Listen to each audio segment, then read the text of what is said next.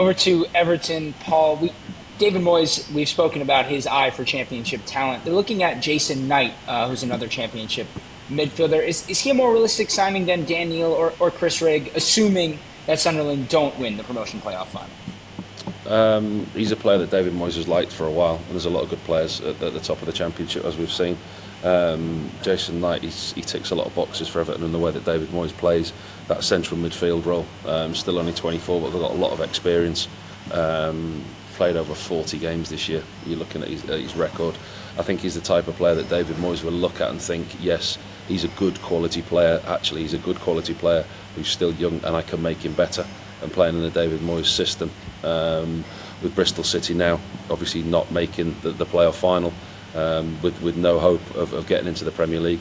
He's a player that all of a sudden becomes very achievable for Everton, and his price tag's going to be very, very different to one if Bristol City were a Premier League team. You'd probably find that they would be not willing to do business. But as a lot of the top Championship clubs that don't get into the Premier League, they will be picked. The bigger clubs from the Premier League will look over, and they will handpick the players that they want. And he's certainly one that David Moyes has been linked with for a while. I can see him fitting at Everton.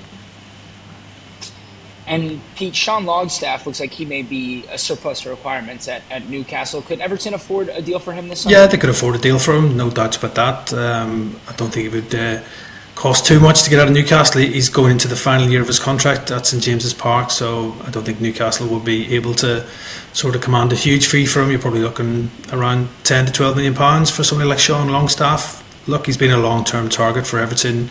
In previous transfer windows, Sean Dyche was interested in him before. Everton looked at him again in the January window, but Newcastle decided to keep hold of him.